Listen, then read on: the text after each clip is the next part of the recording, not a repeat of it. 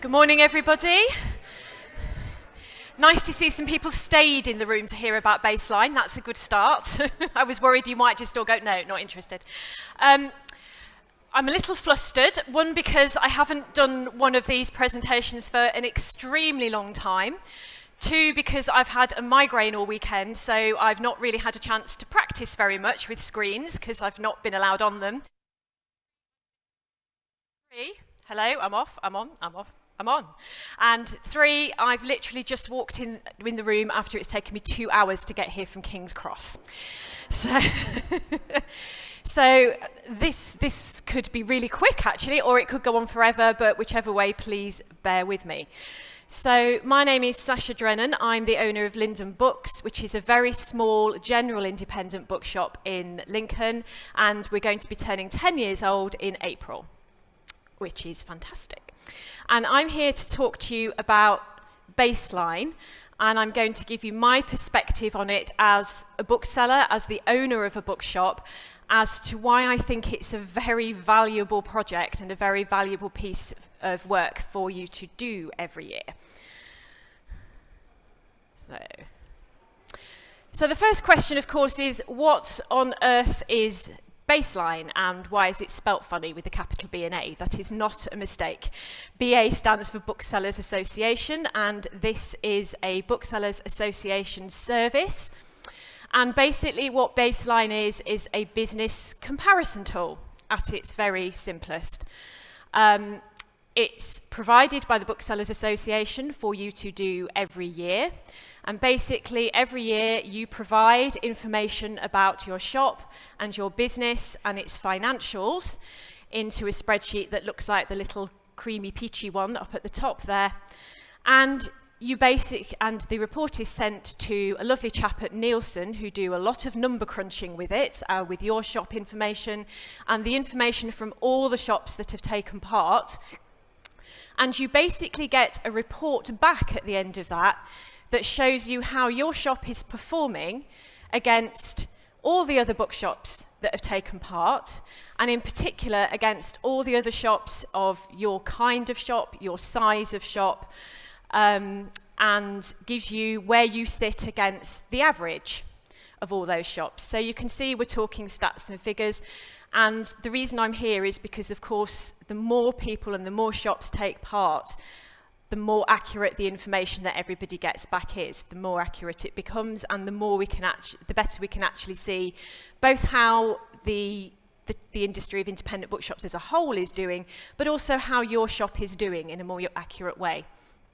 This is a completely free service as part of your membership of the Booksellers Association. You don't have to pay Nielsen anything to do it. I presume the BA do that for us out of our subscriptions.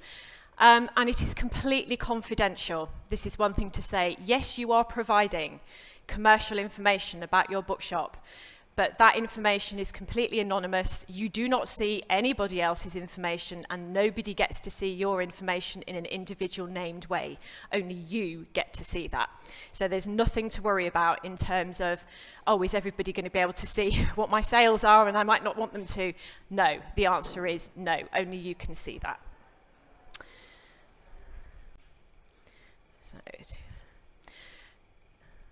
There we go. So at this point you might be thinking, oh, spreadsheets, data, information, this is all really a bit boring. I'm not sure if I want to look into that or do that. I get that. Well, I kind of get that. I used to be a business analyst. I love spreadsheets. But anyway, why should you? You might be sitting there thinking, well, why should I do this? Why should I go to this effort of filling in numbers on spreadsheets every year? And the answer is, and this is why I find it valuable, is what you get back, the report that you get back is bespoke to your shop and your kind of shop, and also it is shop specific to you.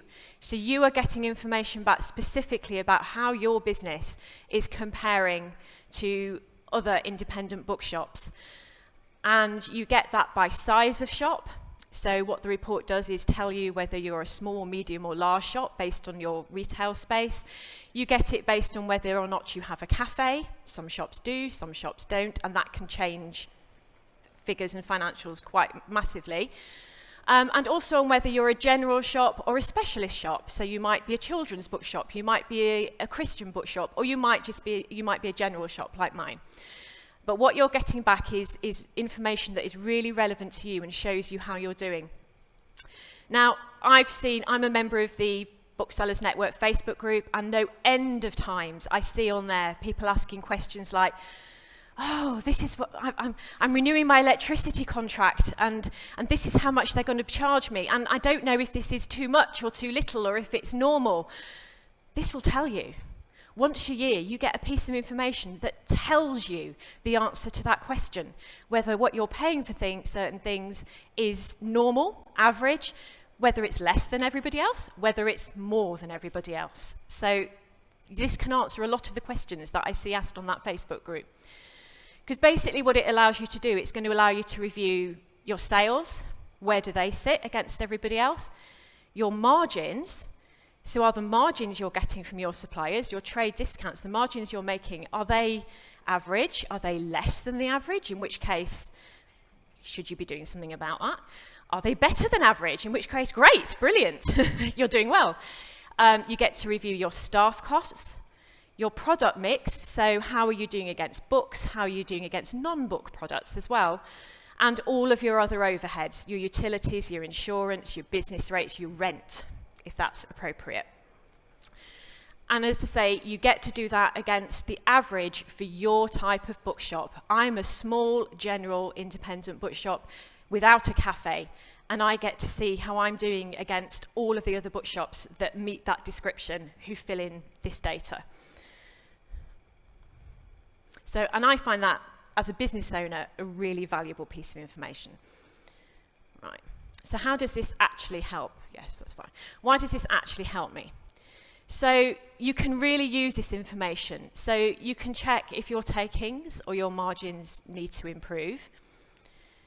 You can see if your costs are too high. You can decide if you actually can or need or want to take action about any of that. So for example, I always get back on mine that my rent is much higher than the average. Well, I know that. That's to do with where my shop is and how big it is. And there's nothing I can do about that. There's really nothing I can do about my rent. In fact, it'll probably go up again next time we have a rent review, but that's out of my control. So I know that that's something that when I get this report back, I'm like, yeah, I know that's higher than the average. Apart from moving premises, there's nothing I can really do about that.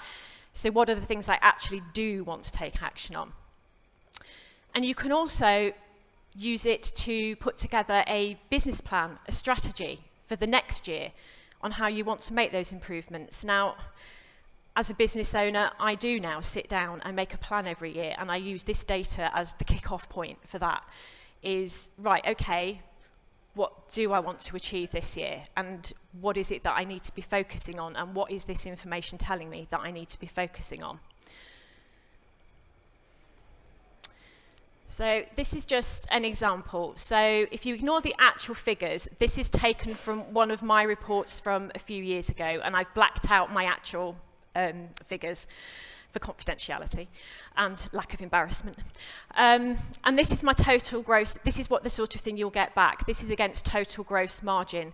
So you can see at the top, I think this is a percentage. The 31% is the total gross margin against every shop that filled this in. 27 is the average for general, 23 for those without cafe, and 10 for those counted as small. And what you're getting at the other end here, so you're getting actual figures, and what you're getting, then you get your figures. Then what you get at the end, these little arrows, on the actual report, I don't know why the presentation software's made them black, they would be red. So all of those facing left on my sheet are red, which show I am below average on gross margin against all of those different types of shop, all of which are mine. So that's not great. So I look at that and I go, I really need to have a think about what's happening with my margins here, because they're not great, obviously. If they were all above average, they'd be facing the other way and they'd be green. And from the same year, total turnover, I get the same. Actual figures and of the average, then my figures, and the fact that's telling me that my turnover that year was below average. That's not a good thing to know. And it's the kind of thing that makes you think, okay, I need to do something about that. What can I do about that? And you might kind of know that already. You know, I kind of knew, well, things are not great at the moment. You know, there's not a lot coming in, but I might not have any visibility of what that means until I get this report and I can actually see it. And because you don't know until that point, is everybody having this trouble? Is it just me? Is it everyone? This is telling me, no, that was just me. Or I was one of a group of people who were below average. So that kind of makes me think, yeah, I really need to do something about this. There's actual concrete information here that I need now to kick off something. So that's what the report that you get back looks like. And it's basically, it goes through all the different categories, turnover, margins, and then through your costs in the same way. And you get this, are you above or below average, and your actual figures. And you can see against the average for your kind of shop. And then this is what I personally do with it. This is a template that I have devised for myself, for my business planning. This is taken from a business plan, I think probably from the same year. And basically I just put this together for myself so I can go through that report and say, what are the things I need to improve? What is my actual goal then in terms of improving that, and how am I going to get there? So I don't think we need to spend too long on this, but my top goal was to increase my total turnover. Great, yes. How? Had to have a think about that. And there are certain things that I was thinking, well, I could do more of, I could do better of. It all says Sasha is responsible because it is pretty much me. I've got a couple of staff, but I'm the one that will be doing it, frankly. And then my actions and my notes to what does it actually look like. So things like to increase my gross margin, I need to plan my seasonal buying a bit better in order to make sure I've got the right books in for the right time of year.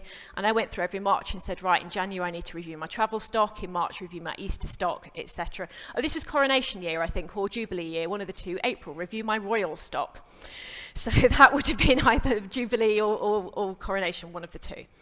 So that's what I do with it. That's how you can actually translate this information you're getting back into action. And it does take some sitting down and thinking about, but if it keeps your business going and it keeps your bookshop running and it keeps it successful, then personally I think it's well worth doing. So when does this happen? So if you've done this before in previous years and you've got a track record of doing this, the forms to fill in get sent out in March. If you've never done it before and you want to do it, you can ask for the forms from the BA from March. And you've got to the end of May to fill them in.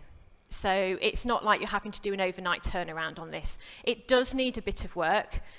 The more you do it, the quicker it takes, because you know where you're going to get your information from and how you're going to fill it in. But you've got till the end of May. And you may have all the information that's needed to hand yourself, or you may need to go and ask your accountant for some of it, depending on how you do things. I've got it all myself. But you've got 2.5 months odd to do this in, so you can take your time. There are some caveats. This is for UK shops only. So I think what that means is Northern Ireland, yes. Republic of Ireland, no. Sorry, you're not covered by this. It's for UK shops only. It is for bricks and mortar shops only, so not online shops. And in order to do the form this year, you must have been trading since at least the 1st of January 2023. And that's because you have to complete a full year's worth of financial data. So however you do your financial year, whether you do it by calendar year from the beginning of January to the end of December, or whether you do it by tax year, or whether you do it by some other combination, you must have a full year's worth of data to fill in. So if you're very, very new, you won't be able to do this until you've got that first full year's data. But if you wanted to start doing it now, for the forms that are going out now, hopefully, I've not seen mine yet, but I'm sure they will be, you need to have been trading since at least the 1st of January 23. And how do you do it? Well, you enter a full year's figures, either the calendar year, your financial year. You can do either. When you fill it in, there is the opportunity to actually write on the form the month end that you are doing it to. So I will be doing it to the end of March, probably 23, I think, this year. So I'll write that on to say mine's always to the end of March, yours might always be to the end of December. That became important when we got the figures back for the COVID years, where depending on where your financial year ended, depended how well you did in 2020 to 2021. Because you might have been completely within the COVID shutdowns, or you might not have been, depending on how you manage your finances. And the data you need to includes your floor area of your retail space, so just your selling space, not your staff room, your stock room, your office, anything else you've got, just your selling space, including your cafe if you've got one of those. I have also seen questions on the Booksellers Forum about, well, how do I calculate my floor area? You might have that information as part of your lease or floor plans. If not, a general pace is a foot, just so you know. You can pace it out. A general pace is a foot. So you can do it, and it doesn't have to be absolutely exact. You can do it roughly. And they need that so they know whether to designate you as a small, medium, or large shop, because that depends on your floor area. You need to say what type of shop you are. Are you general? Are you Christian? Are you children's? What are you? Do you or don't you have a cafe? Because that's all important. And then you have to put in your takings from all your different categories of sales and of stock. So your books, new and second-hand if you do them, your events if you do them, your non-book stock if you do that, book tokens, your cafe, anything else that you may sell, you need to put your takings in. You need to tell them what the cost of your stock for all of those categories was over that financial year. And you also need to be able to say what the cost of your overheads were. And it's normally broken down into rent, rates, utilities, insurance, staffing costs, all the other numerous things that we can think of. So you have to be able to enter all of that information. But as I say, you do have 2.5 months to do this. And so if you need to get that information from your accountant or from somebody who does your finances for you, you've got the time to do that. Okay. The good news is, if you use Batchline, something is about to appear that is going to help you immensely with this. I'm sorry if you don't use Batchline, but this is for Batchline users. So the next version of Batchline is about to be rolled out, which is Batchline 5.1. When you get Batchline 5.1, you will also get something called, I think is it Batchline Analytics or Baseline Analytics? Baseline Analytics.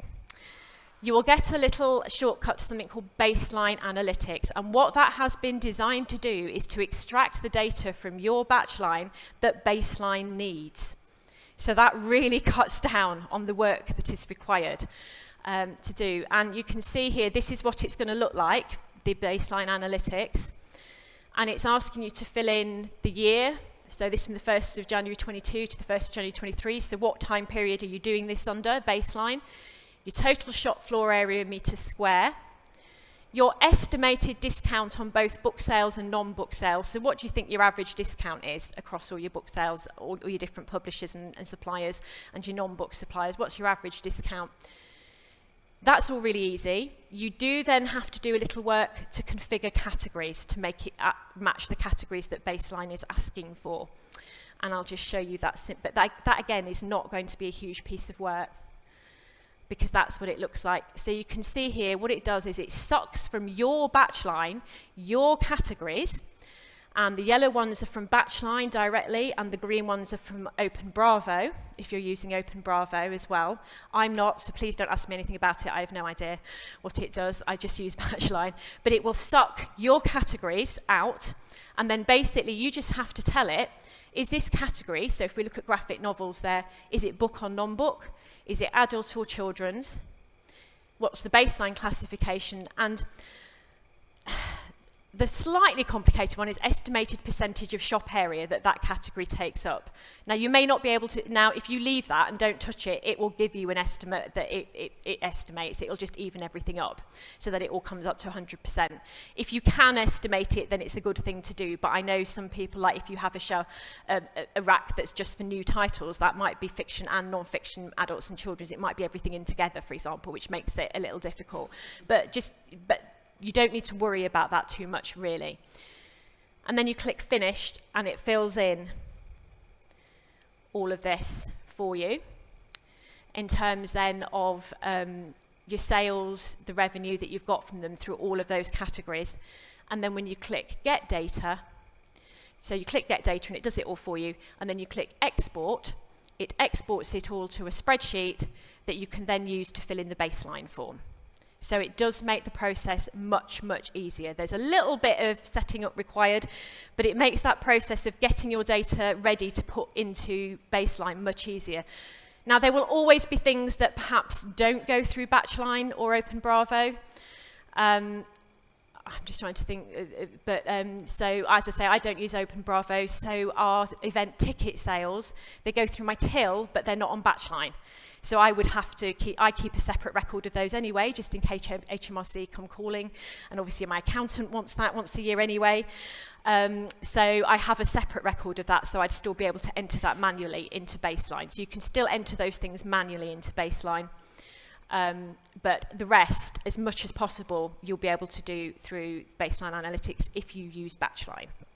And you install Batchline 5.1, which is going to be the next iteration. So yeah, that's just how it works. So there'll be an icon on your desktop called it's Baseline Analytics. You do an initial setup using configure categories. You export your data needed by Baseline to a spreadsheet, and you use that spreadsheet data to fill in your baseline form. And the batch team, the Batchline team, are there at the end of the normal email address to sort out any queries and issues with this Baseline Analytics, and they ask that you just put in the subject baseline in the subject of the email, so they know that that's what you're trying to do. You're trying to use the Baseline Analytics. So they are there at the end of email as usual to help you out with it. Can anybody else help me with all of this? Because I think I might quite like to do it, but it all sounds a bit complicated. So yes, they can. So the BA mentors are available to guide first-timers and very possibly some non-first-timers, those of us who can't remember what we did a year ago with the form. So Patrick, Nikki, Dee and Sheila, are any of you here today? Would you like to say? Yes. So they are here. So they are available to help guide you with first-timers with filling in this form. You're not just being left on your own with a spreadsheet to fill in, don't worry. And they are here today, so you could, if you wanted, to have a chat with them today. Otherwise, help is available through the BA.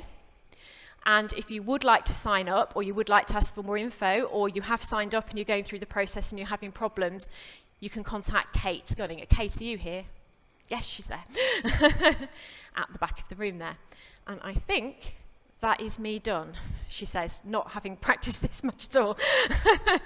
So I don't know if that was quicker or slower than the BA wanted. I hope it was about right.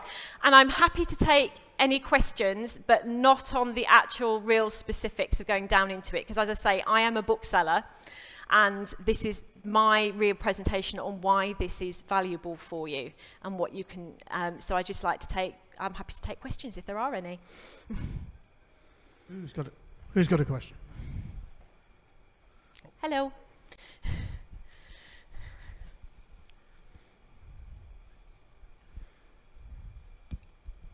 Thank you. I'm very new to this. I opened my bookshop in August. I'm still learning.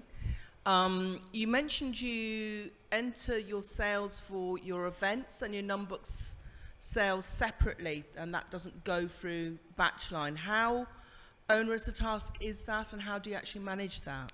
Right, so the actual book sales go through. Well, congratulations on opening your shop, first of all. Well done. Nice to see you here. The book sales go through Batchline because they're on my stock on Batchline. So after the event, so during we make a tally of what we sold and we just put it through Batchline the next day. So that goes through. But things like event tickets, they don't go through Batchline. We don't have them as a category on Batchline, but they do go through my till. And my till has a category for ticket sales. I don't have any post-till. My shop is far too small, and as an ex-head of IT for a very large organisation, I don't believe in putting all your eggs in one basket IT-wise, so I have a separate till and stock system, just in case. So I can still take money even if I don't have a stock system. I can write it down. So there is a category on my till reports for tickets. So what I do on a regular basis, probably once every 2 weeks, is I go through my till reports and I just enter that information to a spreadsheet that I keep of my sales data so that it's there when I want it. in that spreadsheet, and I can just copy it over. So that's the way I do it. We also keep, we do it quite manually at events. We keep a tally sheet of what books we've taken, what books are left at the end. So and then I do, right, well, that means that I took that much. But for tickets in advance, we do it that way. So, yeah. But it just depends on what you've got. If you've got, I would presume that if you've got Open Bravo, you could do ticket sales through Open Bravo. No, me neither. So, anyone else? Can we have a word from a mentor?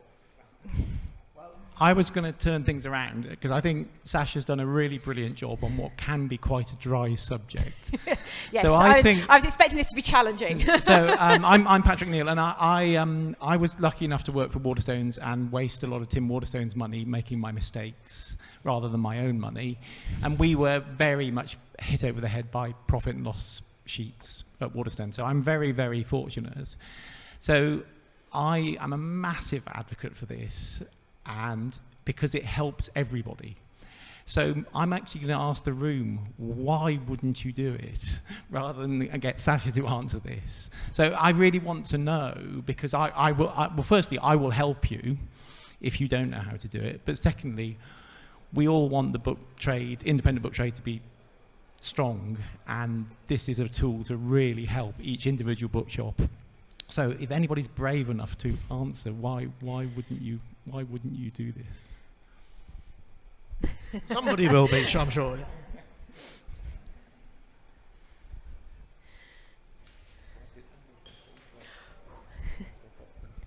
Yeah. Thank you. Well, Patrick, you are going to have to help me do this. So I guess up till now, I've only just been open for 14 months, so I couldn't have done it last year. It would have sounded, a bit scary, so you've made it sound less scary. Good. That was the hope. Thank you. It sounds like another thing to do, which is probably what most people feel. And it's quite bearing. Like you've said, you've got those arrows pointing into the red. Well, that would be the scary bit. So I think it's just, for me, but great that you're there to back up and help. So thank you. Could I just respond to that? It is another thing to do. It's not like I have a huge amount of spare time, and I'm sure none of you do. And it is another thing to do, but I wouldn't be doing it if I didn't think it was worth doing. And I think I've been doing it for several years now. And that year where lots of things were pointing to the red, the plans I was seeing that, and I guess it was scary. I mean, I could feel that year that things were not, things are not going well. There's, can I pay no, I can't pay myself. There's all of that happening. When things are not going well, but what you don't really know if there's a feeling is, how is it not going well? What are the things that are really going to help me turn, what are the important things that will turn this around that I need to do? And seeing that focuses it, and you're like, okay, that's what I need to focus on. And I would say, so that was probably, I think that was maybe just after COVID. And the plans I put in place after that, it frightened me enough to actually sit down and do some business planning and think what is it I need to do? And this year I'm going to turn a fairly decent profit. And I credit, it's not everything. Baseline wasn't the only reason I've managed to turn that around, but it was one of the main things that helped me focus on what needed to happen to turn what was at that point a business that was pretty much heading downhill around. So that is why, for me, it's important, and why I agreed to come and talk to you all about it. So yes, that's the easy answer. It is something else to do, but my God, it's worth it. Probably my best example is a half-hour conversation negotiating margin. Can probably pay for a holiday for you within 6 months or a year. So rather than flogging yourself selling books, just focusing on the things that they may be grieving and thinking this is a massive impact. But just to focus your mind, because I think probably as a bookseller we're all quite busy, so it doesn't hurt to just focus on the big numbers every now and then. Not every day. No. But every now and again. Yeah. And again, I would say, you know, I'd not owned a business before I'd had a bookshop. Many of you will probably have owned businesses or run businesses for years before, or even run your bookshop for years. I've been running this one for 10 years. I'd not owned a business before that. I'd run large departments of big organisations, and one thing we always did was we were forced to do business planning every year, which is look at the big figures and look at how things are going and what needs to change and what plans need to go into place. And that is something that I would say as a business owner, it needs to be done.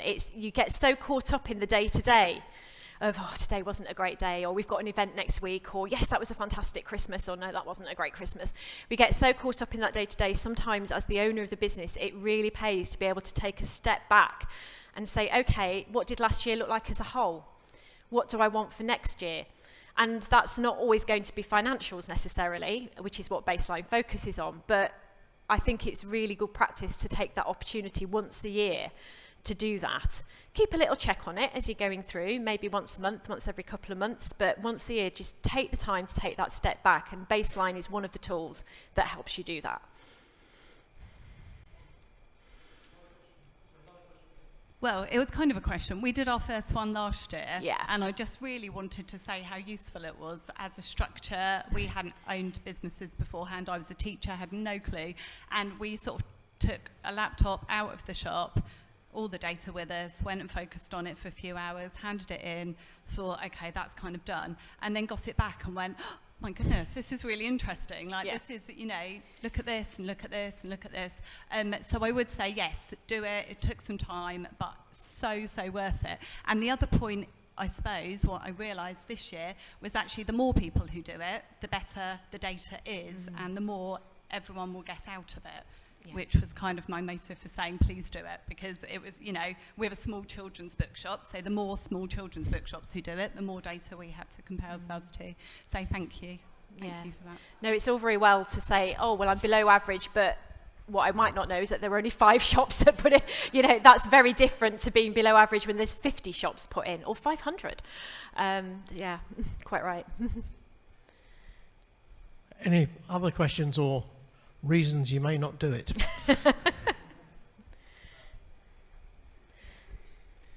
So I have mostly done it, but there have been a year or two that I've missed. And when I have done it, as everyone said, it's been extremely useful and prompted some action in certain areas. Occasionally I've missed it because it feels like one of those things that, you know, it is going to take a while, and I just put it off, and then before I know it, I've missed the deadline.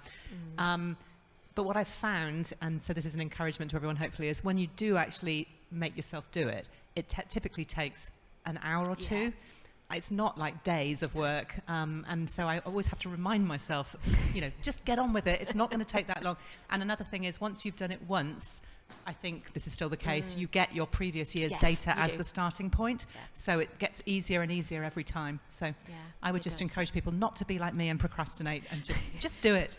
I think last year I actually got mine in the day before the deadline, so because it was oh, this is all quite busy. Oh no, I need to do no. So I really just need to do this now. Sorry, Steve, it's the day before, but he was fine. And I'll just echo something you were saying earlier, Sasha, which is I know of booksellers who have been in rent negotiations with their landlords, who have been able to point to the baseline average and say this is what a bookshop my size pays, and maybe, you know, been able to negotiate it down again. So that's what Patrick said. That's worth possibly a small holiday, or if it's a very terrible landlord, a big holiday. Any other questions before we, Janet? Hi, I'm Janet from Batchline. If you had questions about the Batchline aspect of it, we've got Sam on the VA stand, and we've got, it's all right, forgive me, we've got our own batch stand, which is just kind of over there. It's just one up, 6B29, so do come and say hello.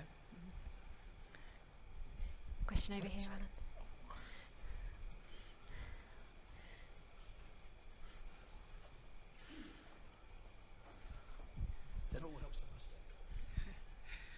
Thanks. It's not a question as such. I'm just kind of curious if you're finding that bookshops in general are doing this less. Like, what is is this just something, this is my first time at the book fair, so I don't know what usually happens, but is this something that is said every year, there's a reminder every year, or are you finding that numbers coming in is declining? Like, I'm just curious. I think I know the answer and that is we were doing great guns and then COVID hit. And there's been a bit of a dip since COVID. So things were building really, really well. I was getting really excited. And I'm afraid, and I can remember I really didn't want to fill it in for the COVID year because that was a pretty tough year. But I did. And I felt pretty down about that year. And just reminding myself it was bad going back there. But that's all over now, hopefully. So we were, there's been a dip since COVID, and it would be really great to get even more than prior to COVID. Correct. Okay, can I ask you to put your hands together and thank Sasha?